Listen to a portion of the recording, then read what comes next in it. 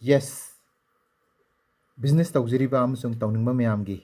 yamna kaningai oiraba 2 days capacity building workshop ama Manipur University ne sinjari. Workshop ki maming business design and knowledge based startup kawi. Aduga sinli langni basina Research and Development Cell MU, Manipur Institute of Management Studies MU, aduga kwai maruiba International Institute of Management Science Kolkata. Associate partners na TechNac Foundation, Globis, Medillion Healthcare, Ogri Consultant asina chingba. Hairiba yamna luchingpurel oiraba institute sing asina haji ki oina business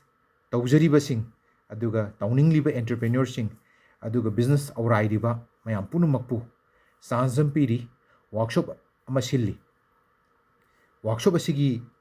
maruiba agenda sing asidi entrepreneur amasung entrepreneur singa mari leinaba business model knowledge startup funding matangda business ki consultancy matangda aduga marketing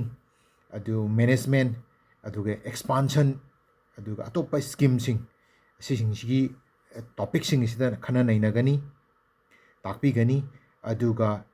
interactive session namju thamgani aduga loina na hajiki showcase workshop during the workshop sinli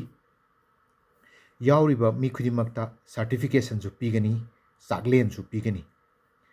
Sagumaina sinli langliba workshop asigi kanaba si business tawriba member khudimak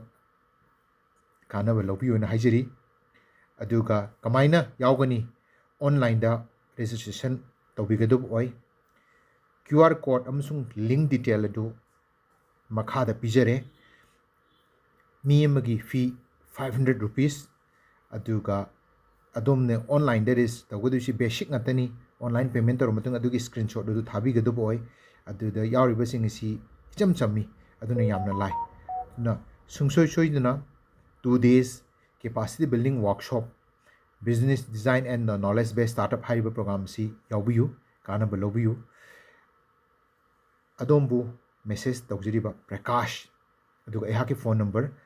9921607202 volunteer moina mateng pangjarake WhatsApp ta response tawbiro akupa maron asida leijare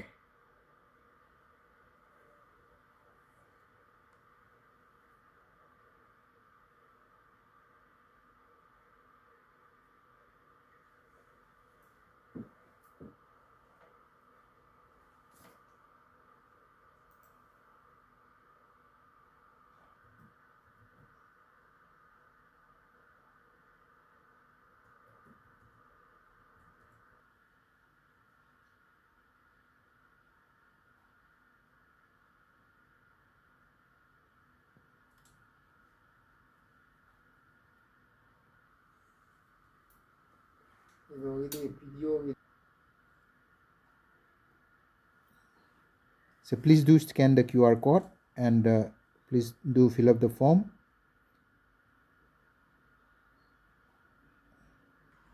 So thank you. Let's see you on the meeting.